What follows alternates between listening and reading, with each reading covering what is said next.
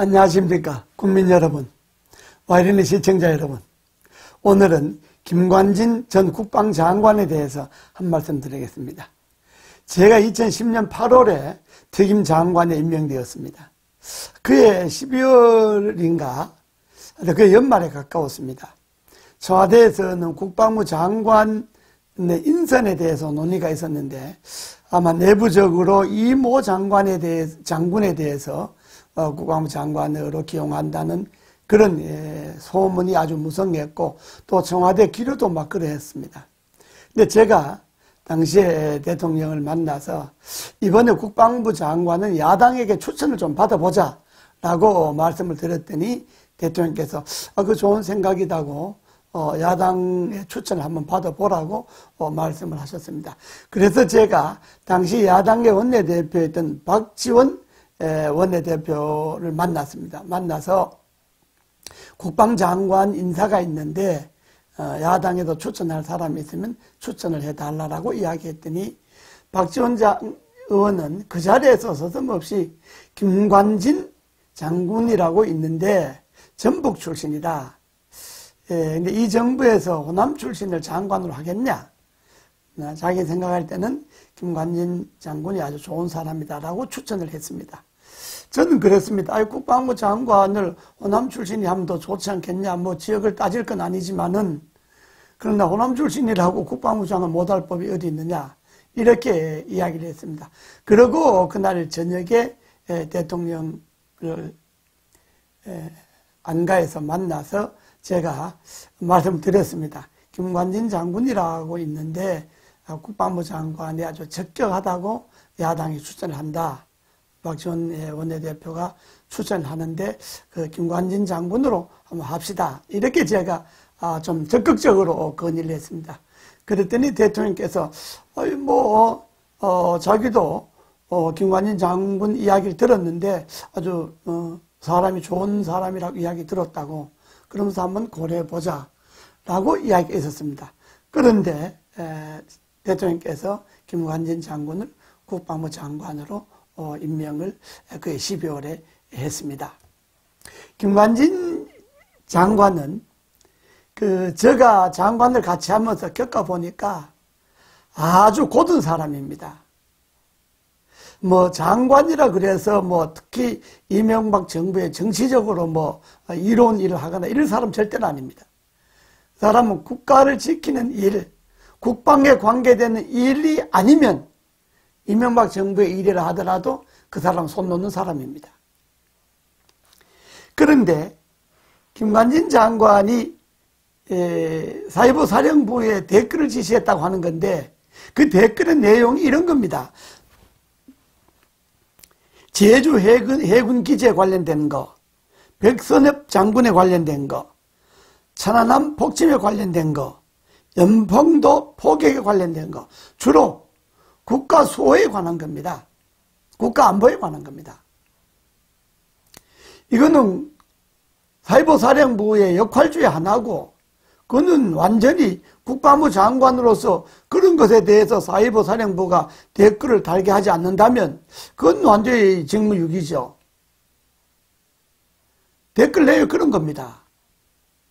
그런데 그런 내용은 국가안보에 관한 내용은 노무현 대통령 당시의 사회부 사령부도 쭉 해왔습니다.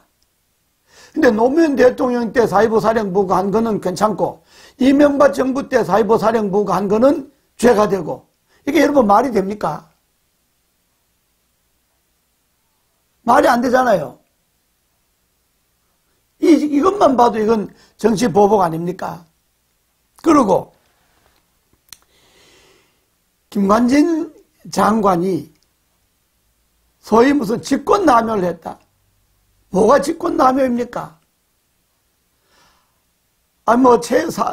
인사하는 데 있어서 우리 편을 써라. 군무원 채용하는 데 있어서 사회부 사령부에 군무원 채용하는 데서 우리 편 써라. 이 이야기 딱 하는 건데, 그러니까 우리 편이라고 하는 것이 우리 편의 반대가 상대편이고 상대편은 국군에서 상대편은 북한이지 않습니까? 저기지 않습니까? 그러니까 국가의식이 투철한 사람을 써라 이 말 아닙니까? 그런데 그걸 호남 사람 배제하라고 이야기했다.